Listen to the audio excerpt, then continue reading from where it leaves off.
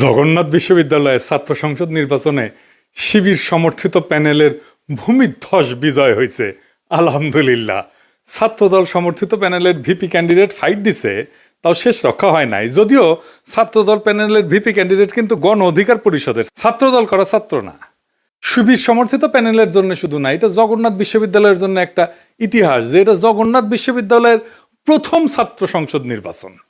সকল জরিপ, বড় দল, বাঙ্গ মিডিয়া, বাঙ্গ সুশীল এবং গোয়েন্দা সংস্থার পরিকল্পনা ব্যর্থ করে দিল সাধারণ ছাত্রছাত্রীরা এইভাবেই।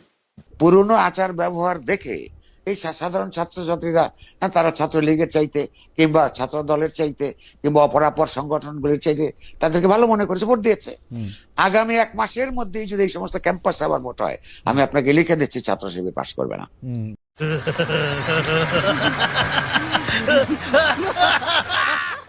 ইদানিং তো আবার জরিপ চলতেছে। জরিপে দেখা যায় বিএনপি ছাড়া কথা নাই। 70% লোক নাকি বিএনপিরে ভোট দিবে। এমিনেন্স একটা জরিপ করেছে, ওর মালিক আমার মেডিকেলের 3 বছরের জুনিয়র জাসদ করেছিল। ওর এনজিও হেলথ নিয়ে কাজ করে ওই এমিনেন্স। এখন নতুন ধান্দাবাজিতে নামিছে। শামিম শুনো, 70% লোক বিএনপিরে ভোট দিবি, দিবি পাশা পাইতে দিলে হোগাত ছাপ্পা দিয়ে দিবি, ব্যালটে দিবি পাবলিকে। এই জগন্নাথের ইলেকশন নিয়েও জরিপ করেছিল, কইছিল ছাত্রদল জিতবি। সেটা আবার বাসস, তার মানে বাংলাদেশ সংবাদ সংস্থা ছাপিয়েছিল, মানে সরকারি সংবাদ সংস্থা। এটি মাহবুব মুর্শেদকে চাকরি দিছে আসিফ নজরুল। পুরা আওয়ামী লীগ আমলে আওয়ামী লীগের সাথে সিস্টেম করে চলিছে। মাঝে মাঝে কুরকুরে নিয়ে উঠলে আমার নিয়ে স্ট্যাটাস মারতো। এটা আছে না, সুশীল গেরে একটা কুরকুরে নিয়ে আছে, পিনাকিরে নিয়ে স্ট্যাটাস মারে। আসলে আওয়ামী লীগ, কিন্তু মাঝে মাঝে আবার ভাব দেখায় আমি আওয়ামী লীগ না। ওরে নিয়ে এমডি বানাইছে বাসসের। মানে বাসসের এমডি হবে সাংবাদিকতার সিনিয়র সাংবাদিক, তা না ওক নিয়ে বসেছে। এইভাবে আসিফ নজরুল বহুত বালসালরা চাকরি দিছে। এখন সব কয়টা বিএনপির সার্ভিস দিতেছে, এইভাবে সার্ভিস দিতেছে। এরা জানে বিএনপি ক্ষমতা না আসতে পারলে হোগাত লাতি দিয়ে খেতাবে, তাই হোগা দিয়া পাহাড় ঠেলিচ্ছে। যেটি লাতি খাবি সেটা দিয়া পাহাড় ঠেলিচ্ছে। এইগুলা এভাবে পুরা প্রফেসর ইউনূসের প্রশাসন বিএনপির জন্য খাটিচ্ছে, অভিনব উপায়ে খাটিচ্ছেন। এটা কথা কয়েনি প্রফেসর ইউনূসের প্রশাসন, উপদেষ্টা মণ্ডলী শোনেন, মন দিয়ে শুনেন। বৃহত্তর বিএনপির প্রফেসর ইউনূসের উপদেষ্টা পরিষদের শাখার সদস্যরা এবং প্রশাসনে বিএনপির লেসপেন্সাররা শুনে রাখেন, আপনারা রাষ্ট্রের কর্মচারী, ওই রাষ্ট্রের মালিক জনগণ, বিএনপি না। মাথায় রাখেন, একদিন না একদিন জনগণের সরকার আসবে ক্ষমতায়, সেদিন কিন্তু কোনো ছাড় পাবেন না। সেই সরকার প্রফেসর ইউনূসের সরকারের মতো ধ্বজভঙ্গ সরকার হবে না। সেই সরকার হবে জুলাইয়ের আগুনে উদ্দীপ্ত সরকার। হোগার চামড়া কিন্তু তুলে নেওয়া হবে, মাইন্ডি পলাহে পারবেন না। রাষ্ট্রের কর্মচারী হিসেবে নিরপেক্ষ থাকবেন, সামান্যতম পক্ষপাতিত্ব করবেন তো সেইটার কাফফারা দিতে হবে, মাপ নাই। সেই কাফফারা ভয়ঙ্কর হবে, সরি কওয়ার কলের টাইম পাবেন না। এবার আসেন আমরা দেখি কেন ছাত্রদল এভাবে হারিচ্ছে, আর নাম হয়েছে হারু পাট্টি। হ্যাঁ বুঝে চাও। এই আলাপগুলো আমরা অনেক আগের থেকেই করিচ্ছি। প্রথম কারণ হইতেছে তাদের দীর্ঘদিন ছাত্রদলে কোনো রিক্রুটমেন্ট নাই, নতুন ছাত্র ঢোকেনি। না ঢুকলে দল থেকে আওয়ামী বিরোধী ছাত্র রাজনীতি তো বন্ধ থাকে নাই, তাই না? ওরা কয় যে শিবির আছে কারণ ওরা গুপ্ত রাজনীতি করছে। তা আওয়ামী বিরোধী ছাত্র রাজনীতি কি বন্ধ ছিল? ছাত্রলীগের লুঙ্গির তলে ছিল নাকি শিবির? নূরের দল তাইলে কেমনে তৈরি হইল? নাহিদ আসিফরা কিভাবে তৈরি হইল? ওরা তো গুপ্ত রাজনীতি করে নাই। শিবির প্রকাশ্য রাজনীতি করে নাই, কারণ সে বিপ্লবী রাজনীতি করছে। বিপ্লব মানে এক্সিস্টিং সিস্টেমের রাপসার, এটার ভেঙে ফেলতে হয়। যেই শক্তি প্রকাশ্য সে ইতিমধ্যে রাষ্ট্রীয় নজরদারির ভিতরে থাকে, তাই সে রাপসার করতে পারে না এক্সিস্টিং সিস্টেমকে, বিপ্লবী হইতে পারে না। বিপ্লব মানে অসম লড়াই।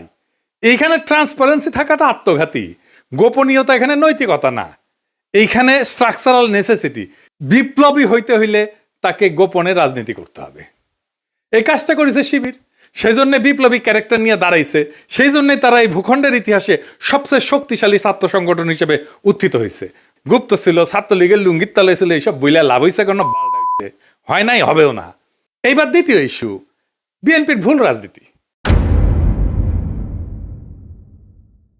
ভুল বলাটা ঠিক না, মানে যেই রাজনীতি করতেছে মুক্তিযুদ্ধের চেতনা মারাইতেছে সেটা আত্মঘাতী হইতেছে। ক্রমাগত তারা মুক্তিযুদ্ধের চেতনা ডুবন্ত নৌকায় চইরা নিজের রাজনৈতিক ভবিষ্যৎকে ধ্বংস করিচ্ছে। মানুষজন এই কথা আওয়ামী লীগ আর বামেদের কাছে শুনিছে, তো এখনো শুনে, তাই না? এতদিন 15 বছর ধরে শুনিছে, মাইক লাগে শুনিছে। তারা এই কথার প্রতিধ্বনি যখন বিএনপির কাছে শুনে, সে তখন মনে করে আরে এটা তো আওয়ামী লীগ, এটাই তো ইন্ডিয়ার বন্ধু। আর সত্যি সত্যি যখন ইন্ডিয়ানদের উচ্ছ্বাস দেখে তারেক রহমানকে নিয়ে, আর তারা প্রকাশ্যেই বলে তারেক রহমান আর বিএনপি তাদের পছন্দের দল, তখন মানুষ দুয়ে দুয়ে স্যার মিলায়। সুবীর ভৌমিকের কথাটা আবার শুনেন, এডিটর সাহেব শুনান। ভারত বাংলাদেশে কোন সরকার চাইবে? খুব সোজা উত্তর আমি তোমায় দিয়ে দিচ্ছি। Awami League is not in election, next best option is BNP, obviously not Jamaat. তারা অলরেডি 50 লাখ লোক নিয়ে জেয়ার টেয়াদের হুমকি দিচ্ছে, ফলে জামাত অবভিয়াসলি ইন্ডিয়া চাইবে না। অত অনেক কথা, ডিপ্লোম্যাটিক কথা বলে তো লাভ। কানেকশনটা হচ্ছে 71। আমরা একসাথে, আমার সৈন্য এবং মুক্তিযোদ্ধারা রক্ত ঝরিয়েছে, সেই সুবাদে Awami League. This is the historical fact. তো এই জায়গাতে হঠাৎ করে আজকে অন্য কিছু ডাইনামিক্স চলে আসবে, এটা তো আশা করাটাও ভুল। কিন্তু যে গভর্নমেন্ট আসবে তার সাথে ইন্ডিয়াকে তো ডিল করতে হবে। শুনেছেন? এই সুবীর ভৌমিকের কথাটা কাইটে নিয়ে মোবাইলে সেভ করে রাখবেন, আর ভোটার ক্যাম্পেইনে গেলে এটা ভোটারদের শুনেবেন, কাম সারা হয়ে যাবে। ভোটার পাশায় ছাপ দিয়া ভোট দিবে বিএনপিতে। আর তার উপরে যদি দেখে সেই আওয়ামী লীগের অলিগার্ক লবণ কামালদের সাথে তারেক রহমানের হাত মিলায়, তখন পাবলিকে বুঝে যায় এটা সেই আগের বন্দোবস্ত। আমরা হাসিনাকে তাড়াইছি, কিন্তু তার তৈরি বন্দোবস্ত এখনো আছে, আর এই বন্দোবস্তের মালিকানা নিছে বিএনপি। আওয়ামী লীগের এই বন্দোবস্ত, এই শক্তি বিএনপিকে আশ্রয় করে আবার শক্তি নিয়ে ফিরে আসতেছে, যেন আপা চট করে ঢুকে যাইতে পারে। ইউনিভার্সিটিগুলোতে বিএনপির এই অবস্থা হইতো না যদি আমার চাইনিজ বুদ্ধি নিত। সেটা তো বিএনপি শুনবে না, সে শুনবে ভুট্টো সাহেবের কথা। যাই হোক, আমার ক্ষুদ্র ভাতারা কবে আন্নার কাছে দাদা সব স্ট্র্যাটেজি থাকে না, তা থাকে না। তাই স্ট্র্যাটেজি আমি বানাইবার পারি, কয়া দিতেছি, কমো কয়া দি। এখন তো কয়া দিলেও কোনো লাভ করবার পারবি না, কিন্তু কয়া দি যে কেমনে এটা করা যায় গেল নি। আসেন এটা শুনি দেখি, মজা পাবেন কলে। ছাত্র দলে যে রিক্রুটমেন্ট নাই, এটা তারেক রহমান সহ সব বিএনপি নেতারা জানে, স্থায়ী কমিটির সবাই জানে, স্বীকার করে, কিন্তু এইটারে কেমনে ম্যানেজ করবে সেটা জানে না।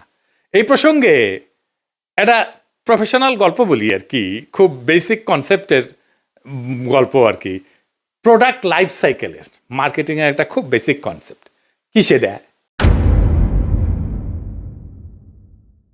যে কোনো প্রতিষ্ঠানের, মানুষের, দলের, পণ্যের একটা লাইফ সাইকেল থাকে বা জীবন চক্র থাকে।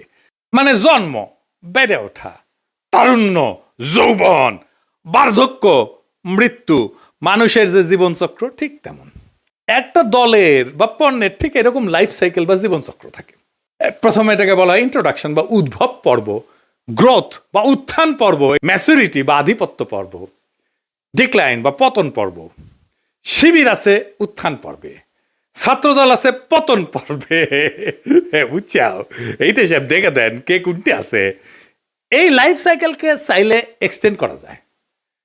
ম্যাচুরিটিতে আসলে আলাদা স্ট্র্যাটেজি নিতে হয়, যেন আবার নতুন কইরা সে উত্থান পর্বে চলে যেতে পারে। এই পতন পর্ব শুরু হইলেও আবার তাকে উত্থান পর্বে নিয়ে যাওয়া যায় কলে কিছু কিছু বিশেষ ক্ষেত্রে, কিন্তু একটা জায়গা আনা যায় না। সেটা হইতেছে হিস্টোরিক্যাল লেজিটিমেসি কোলাপস যদি হয় পলিটিক্যাল পার্টির ক্ষেত্রে। এটা শুনতে খটোমটো লাগলেও সোজা কলে, খুবই সোজা। মানে আমি যা বইলা আমার বৈধতা আনিছি তার উল্টা কাজ করলে লেজিটিমেসি কোলাপস হয়।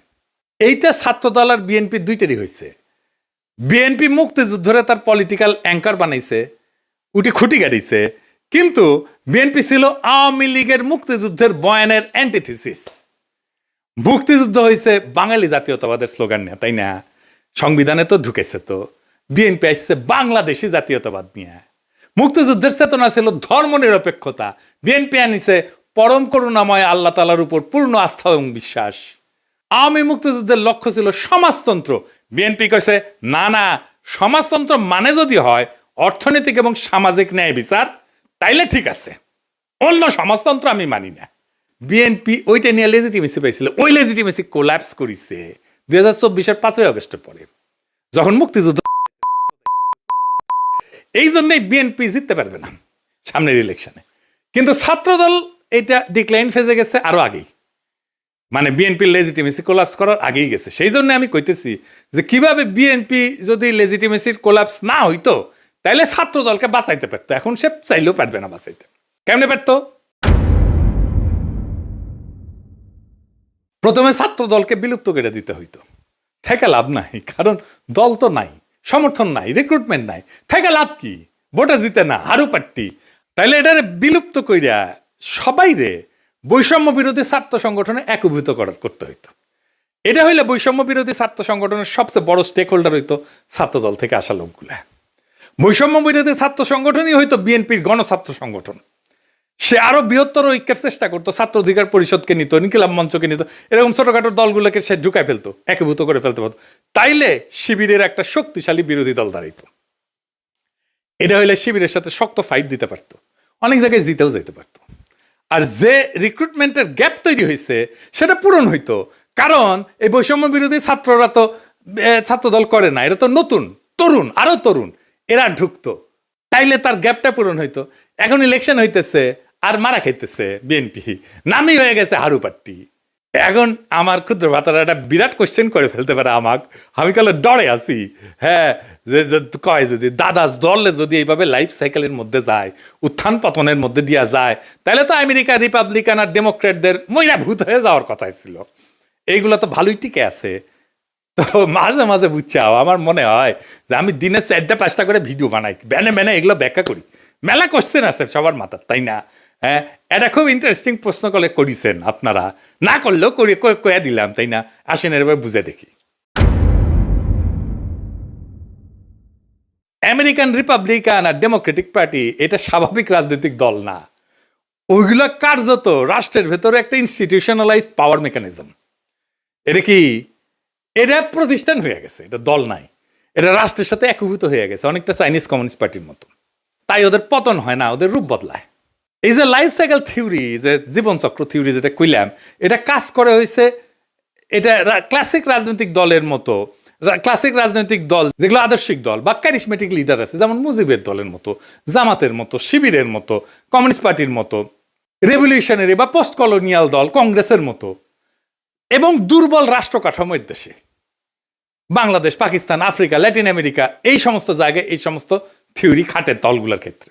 কংগ্রেসের মরে যাওয়া দেখে বুঝতে পারতেছেন, বিজেপির উত্থান থেকে বুঝতে পারতেছেন। আমেরিকান পার্টিগুলো আলাদা, রিপাবলিকান পার্টি, ডেমোক্রেটিক পার্টি, কোনোটাই কোনো ইডিওলজি না, কিন্তু কোনোটা একজন লিডারের উপরে দাঁড়ানো না, আদর্শিক নেতা নাই, কোনোটা একটা শ্রেণীর একচ্ছত্র প্রতিনিধি না, বরং এরা হইলো একটা নির্বাচনী ঐক্যের একটা ফ্রন্ট। এবং এরা কখনো পতন হয় না কয়েকটা কারণে, আমি এটা করে বলি। এক নম্বর হইতেছে 2 পার্টি সিস্টেম, এখানে 3 নাম্বার পার্টি এসে ক্ষমতার অংশ হওয়া এক্সট্রিমলি ডিফিকাল্ট। সেই জন্য এই 2 পার্টির বাইরে আসলে কেউ যাইতে চায় না, রিস্ক নেয় না। আমেরিকার মানুষ রাগ করলে নতুন দল বানায় না, পুরানো দলের ভিতরে ঢুকে সেটা বদলানোর চেষ্টা করে। এবং আপনি দেখবেন রিপাবলিকান এবং ডেমোক্রেটিক পার্টির দুটেরই বদল হয়েছে ভিতর থেকে মেলাবার, 1-2 বার না। এই কারণে দল ভাঙে না, ভেতরের রূপটা বদলায় যায়। এখানে পার্টি মানে কিন্তু দর্শন আদর্শ না, রিপাবলিকান মানে একটা জিনিস না, কিন্তু একটা পার্টি না। এর মধ্যে রিগানের কনজারভেটিভ পার্টি আছে, বুশের নিউকন আছে, ট্রাম্পের পপুলিস্ট পার্টি আছে, ন্যাশনালিস্ট পার্টি আছে। ডেমোক্রেটিক মানেও এক জিনিস না, ক্লিন্টনের নিও লিবারেল আছে, ওবামার টেকনোক্রেটিক পলিটিক্স আছে, বার্নি স্যান্ডার্সের ডেমোক্রেটিক সোশ্যালিস্ট আছে। তাই ভেতরের আইডিওলজিকে নেতৃত্ব দিচ্ছে, সেই আইডিওলজিটা বদলায়, কিন্তু পার্টি থাকে। আর একটা জিনিস হচ্ছে স্টেট পার্টি, একটা ফিউশন হয়েছে আমেরিকা, পার্টি আর স্টেট একসাথে মিলে গেছে। যেমন ধরুন কংগ্রেস ককাস বলে একটা জিনিস আছে, যেখানে 2 পার্টি একসাথে কাজ করে। স্টেট গভর্নর নেটওয়ার্ক যেটা, সেখানে 2 পার্টি একই সাথে সমান শক্তিশালী, থিঙ্ক ট্যাঙ্ক, তারপরে যে ডোনারদের ক্লাস, মিডিয়ার যে ইকোসিস্টেম, এই সব কিছু মিলে এটা একটা সংগঠন না, এটা একটা পাওয়ার ইনফ্রাস্ট্রাকচার হয়েছে। আমেরিকান এলিটদের যে কনফ্লিক্ট, এইটা ম্যানেজ করা হয় এই 2 পার্টির এই সিস্টেমের মধ্যে দিয়া। এই 2 দল আসলে এলিটদের মধ্যে পাওয়ার শেয়ারিং মেকানিজম, জনগণের যেটা ক্ষোভ এটাকে ইনস্টিটিউশনাল চ্যানেলের মধ্যে ঢুকে দেয়। আর এরা ক্রাইসিসে ভেঙে যায় না, রিব্র্যান্ড করে নিজেদেরকে। যেমন ধরেন ভিয়েতনাম যুদ্ধের পরে ডেমোক্রেটদের রিফর্ম হয়েছিল, সিভিল রাইট মুভমেন্টের পরে রিপাবলিকানরা একটা সাউদার্ন স্ট্র্যাটেজি নিয়েছিল, 2016-তে সেটাতে ট্রাম্পের নতুন তত্ত্ব, এই পপুলিস্ট তত্ত্ব নিছে। তারা ইডিওলজিক্যাল রিসাইক্লিং করে। তার মানে কি ওরা কখনো মরবে না? মরবে, কিন্তু পার্টির নাম মরবে না, ভেতরের আত্মা মরে যাবে। আজকের রিপাবলিকান পার্টি লিঙ্কনের রিপাবলিকান পার্টি না, আইসেনহাওয়ারের রিপাবলিকান পার্টি না, আজকের Democratic Party John F Kennedy Democratic Party না, বা ফ্র্যাঙ্কলিন রুজভেল্টের ডেমোক্রেটিক পার্টি না, কিন্তু লেভেলটা টিকে থাকে দলের, কারণ লেভেলটাই পাওয়ারের টিকিট। বাংলাদেশের দল মানে রাজনীতি, আমেরিকায় দল মানে রাষ্ট্র পরিচালনার সফটওয়্যার। সফটওয়্যার তো আপডেট হয়, ডিলিট হয় না, ইনকাই আর কি, সেই জন্য এগুলা ডিক্লাইন হয় না। তো জগন্নাথ বিশ্ববিদ্যালয়ের নতুন ছাত্র সংসদকে অভিনন্দন। এই বিজয় কোনো দলের কিন্তু একক বিজয় না, এটা সাধারণ ছাত্রছাত্রীদের বুদ্ধিবৃত্তিক বিদ্রোহের ফল। আপনাদের সামনে কাজ অনেক। আপনাদের ক্যাম্পাসে এখনো পর্যাপ্ত ক্লাসরুম নাই, পর্যাপ্ত টয়লেট নাই, বিশেষ করে নারীদের টয়লেট নাই, স্যানিটেশন সংকট আছে, আবাসন নাই, ক্যান্টিন নাই। এই সমস্যাগুলো আজও সমাধান হয়নি, কারণ এগুলো কখনোই রাষ্ট্রের কাছে অপরিহার্য সংকট হয়ে ওঠেনি। এখন দায়িত্ব আপনাদের এই সংকটগুলোকে দাবি থেকে প্রয়োজন, প্রয়োজন থেকে অনিবার্যতায় রূপান্তর করার। রাষ্ট্র সাধারণত তখনই নৈরাচরে বসে যখন বোঝে এই সমস্যার সমাধান না হলে স্বাভাবিক শাসন চলবে না।